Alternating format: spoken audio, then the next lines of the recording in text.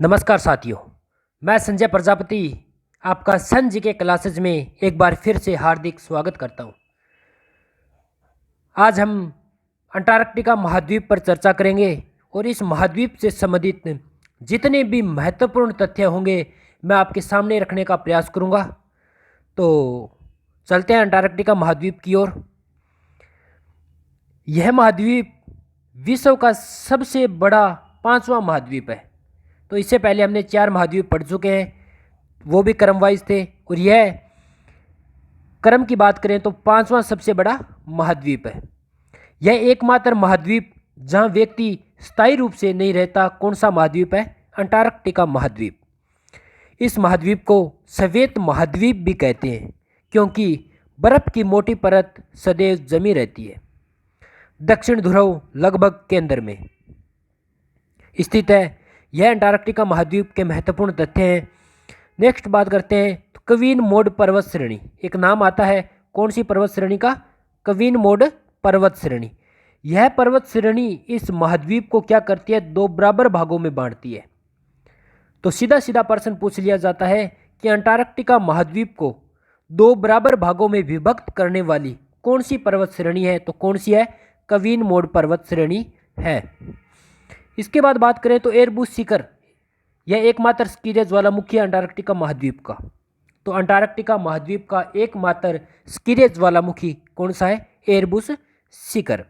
इसके बाद बात करें तो वनस्पति की, कि इस महाद्वीप के अंदर, अंटार्कटिका महाद्वीप के अंदर की वनस्पति कौन सी है? तो लाइकेन और मोस यहाँ की मुख्य वनस्पति आती है। तो कौन सी? लाइकेन और मोस, जो मुख्य रूप से यह वनस्पति अंटार्कटिका महाद्वीप के अंदर देखने को मिलती है। यहाँ 6 माह दिन और 6 माह रात रहती है।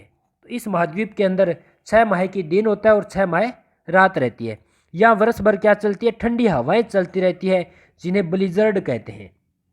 क्या कहते हैं? ब्लिजर्ड कहते हैं। यहाँ का तापमान हमेशा क्या कहता है? हिमांक बिंदु से नीचे रहता है, मतलब बहुत ज़्यादा ठंड होती है। इस कारण इसको शीत महाद्वीप भी कहते हैं। और ऋतु में विश्व का न्यूनतम तापमान जो -0 डिग्री सेंटीग्रेड था, वो इसी महाद्वीप से संबंधित है, अंटार्कटिका महाद्वीप से संबंधित। विज्ञान के लिए समर्पित महाद्वीप की बात करें तो यही महाद्वीप आता है।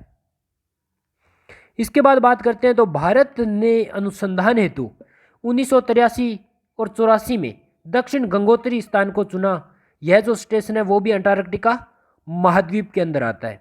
तो यह अनुसंधान केंद्र हेतु 1983 और 84 में दक्षिण गंगोत्री स्थान को चुना था।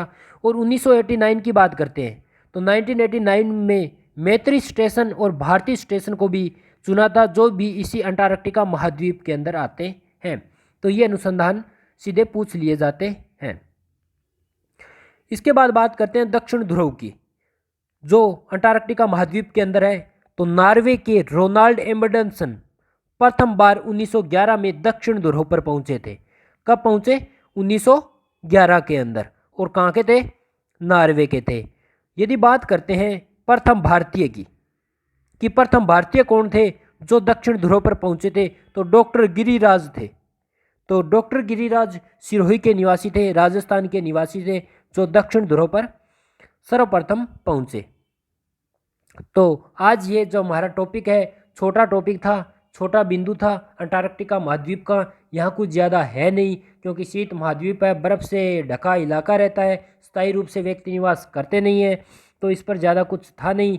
जितने भी महत्वपूर्ण तथ्य थे मैंने आपके सामने रखने का प्रयास किया। और यदि यह वीडियो आपको अच्छी लगे तो लाइक, शेयर और कमेंट करके ज़रूर बताएं कि हमें किन बातों पर ध्यान देना चाहिए। बहुत बहुत धन्यवाद। जय हिंद, जय भारत।